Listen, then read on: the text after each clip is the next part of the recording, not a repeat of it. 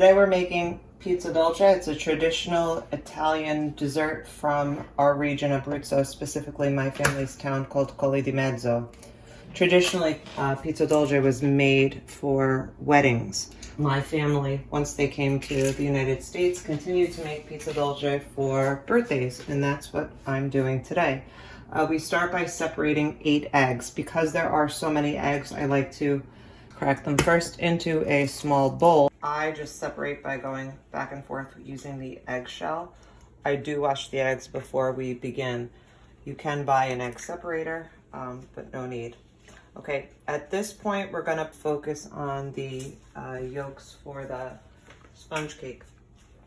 So into the 8 egg yolks, we're going to add 3/4 cup of granulated sugar. I do not have a 3/4 cup dry measure, so I'm using 1/2 and 1/4. Use what you have. Also, you're gonna add 1 teaspoon of vanilla.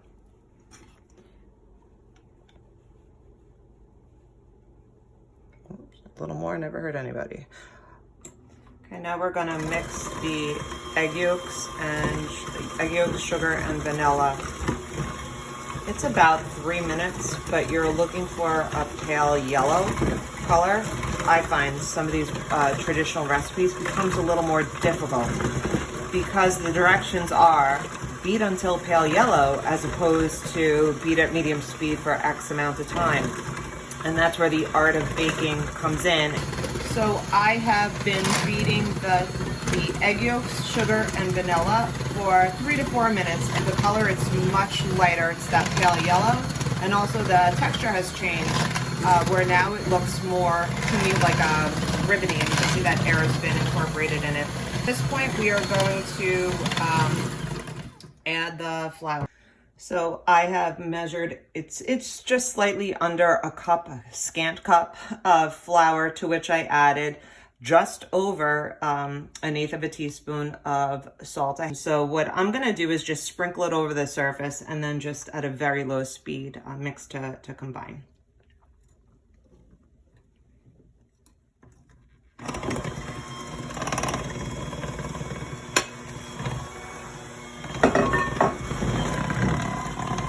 Okay, at this point, I'm going to stop. I'm gonna scrape it down with a spatula and then move over to the egg yolks. The next step is to mix the egg whites. It's important that the egg whites be room temperature. I'm gonna add just under 1/8 of a teaspoon of cream of tartar, and that's to help stabilize the whites. I mix this at high speed. Okay, so it's been a couple of minutes, and again, it's more about texture than time. So the recipe I have says beat it until you have stiff peaks, which basically means that it'll stand up.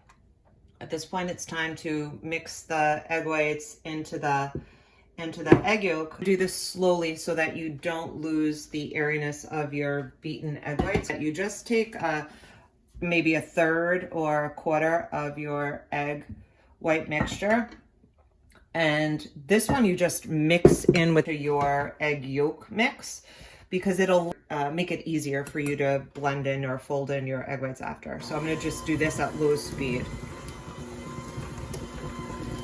So you can see I haven't mixed in the egg whites completely with the beater. This is fine, it's lightened enough. So now I don't worry about it too much. At this point, I'll probably do, 3 different mix-ins. So now you wanna just fold in your beaten egg white.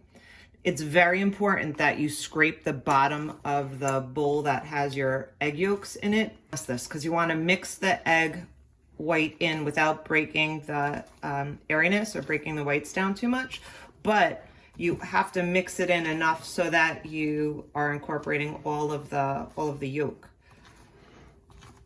Okay, so now we're gonna transfer the sponge cake, look how nice, into the baking pan. You want to use a springform pan, and for the 8 egg recipe that I'm using, I think it really should be a 10-inch pan, but I don't have a 10-inch pan, so I'm using a 9-inch pan, and it's okay.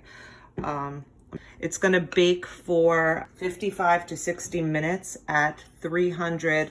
I believe the original recipe is 350 degrees for 50 minutes.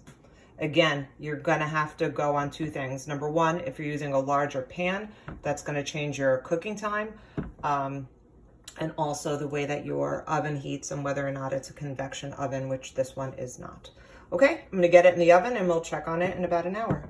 At this point, you can see it's really a golden brown. You do need to let it get this dark to ensure that the center of the cake is cooked. So we cool it on a rack, inverted. So this is a fun part. My technique, don't know if there's a better way to do it. Just place your cooling rack on and one motion, flip it over. After your cake has cooled inverted for about 6-7 minutes, use a butter knife to help you remove the cake from the pan. You'll notice it's not completely level. That's fine, because we'll flatten it out with the cream when we do the next section.